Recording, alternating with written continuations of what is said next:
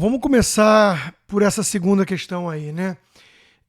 Eu acho que o sistema podre, unido para repelir a areia na engrenagem, o obstáculo ao azeitamento da roubalheira tradicional no país, né? Que é Bolsonaro. Então, esse sistema todo, os monstros do pântano que estão juntos, deixando suas divergências e diferenças de lado para unir esforços e toda a energia para atacar apenas Bolsonaro. Eles estão nervosos. Isso me diz, por exemplo, que ninguém acredita muito nessas pesquisas que aparecem aí, né? Então, eles estão cada vez mais golpistas, mais assanhados. É daí que vem, né, o papo de impugnar a chapa, de caçar e de não sei o quê, mais um impeachment. Quer dizer, jornalistas, abre aspas aqui, pelo amor de Deus, moderados, como Merval Pereira, do Globo, né, um tucano que já foi alvo de ataques petistas no passado, eu saí em defesa dele nessa época. O Merval Pereira já está dizendo, né, que você tem que impedir a candidatura do Bolsonaro. Então a turma está histérica, o que me leva a concluir que eles não estão acreditando nessas pesquisas. Se é possível ou não uma medida tão drástica quanto impugnar a candidatura, eu acho que só num ato de muito, muito desespero e certeza absoluta de que vai ser um sacode. Porque o que acontece com o país, né? Nesse cenário, eu acho que tem um risco maior de uma convulsão social ou até mesmo de uma ação militar. No cenário de golpe diluído no processo eleitoral, que fica uma coisa que, na melhor das hipóteses, a gente já pode constatar. Existe uma eleição manietada, manipulada, distorcida, rigged election, como dizem nos Estados Unidos aqui, que houve de fato também aqui. Impediram a imprensa toda, em conluio, de o público ter acesso à informação sobre o laptop do Hunter Biden. Não fizeram as perguntas difíceis ao Biden, mantiveram ele no sarcófago, fechado no porão, durante a campanha inteira. Né? Então, assim, demonizaram Trump em todos os sentidos, sempre. Então, isso já é uma eleição manipulada. No caso brasileiro, tem um agravante de envolver aí o sistema mesmo, o próprio responsável pelo processo eleitoral, que é o TSE, e o STF. Então, existem agravantes. Mas na possibilidade de vencer nas urnas, ainda que dessa forma tão distorcida de um pleito com lisura e transparência e igualdade de condições, né? Na dúvida de vencer, eles, num ato desesperado, poderiam ir para um tapetão grosseiro desse. Eu acho que aí tem uma chance muito grande de dar ruim, né? De ter uma reação aí da sociedade e das próprias Forças Armadas que sabe-se lá o que vai acontecer. No caso da eleição manipulada ou até mesmo fraudada, eu infelizmente concordo com o Fiuza e acho o alerta dele importante. Né? A gente quer crer que não vão deixar levar na mão grande. E os Estados Unidos, a maior democracia do planeta, colocaram um sujeito senil que já está no primeiro ano mostrando, né, um monte de lambança atrapalhada e agora já está colhendo as taxas recorde de rejeição. 92% dos democratas dizem que votariam nele, se preciso, claro, contra um republicano. Mas 2/3 dos democratas querem outro candidato já. Já tem gente falando em renúncia. Já tem comediante progressista falando em renúncia e jornal, lembrando que a Kamala Harris a vice. Olha o nível de desespero. Então, assim, já estão arrependidos. Mas fizeram de tudo para colocar esse cara senil na Casa Branca.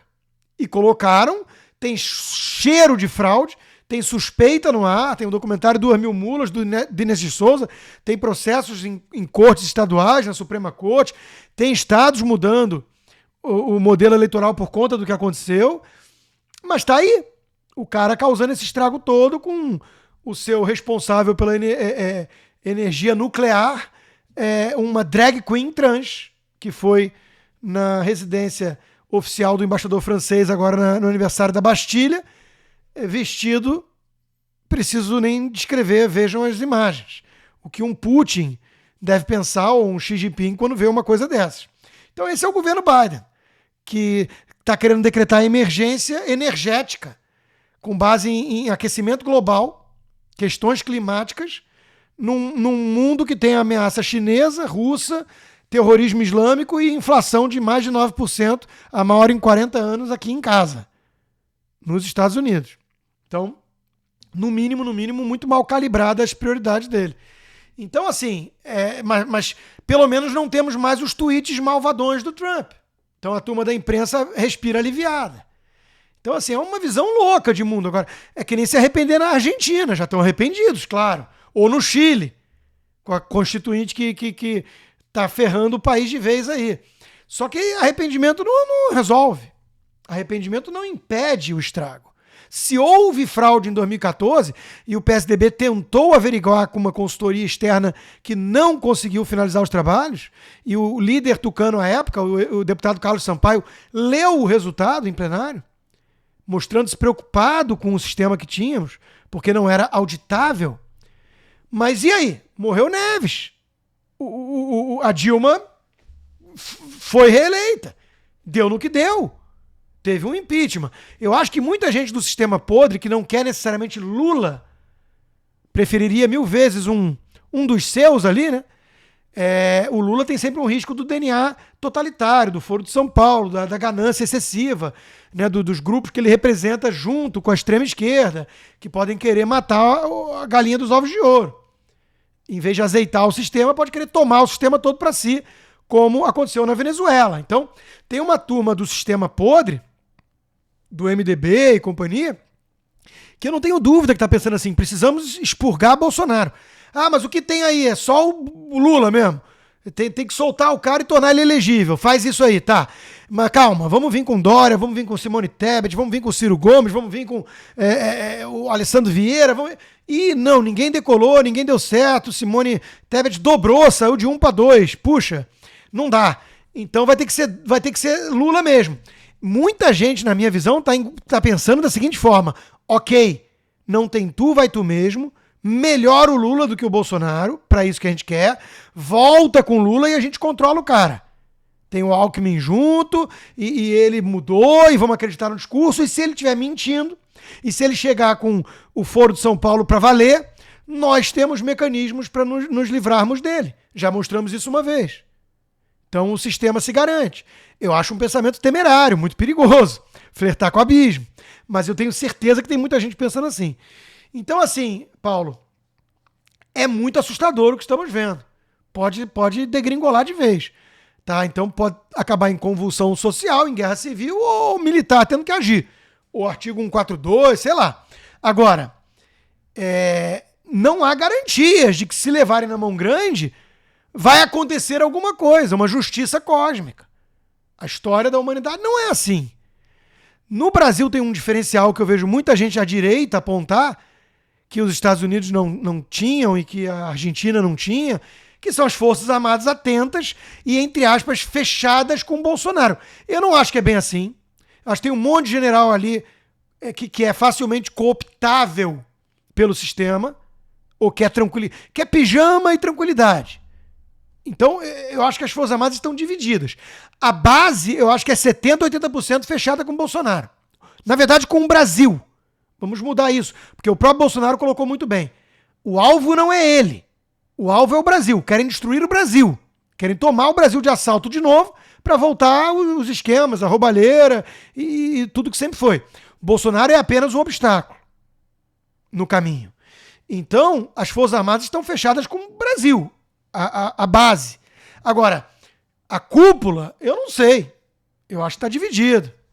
Então, assim, não há garantias de que vai haver alguma resposta se levarem na mão grande e ficar muito óbvio que foi na mão grande. Isso era a primeira questão que eu queria responder. A segunda questão, que na verdade foi a sua primeira, que o Fiuza já falou bastante do que eu gostaria de falar, né? É o que mesmo?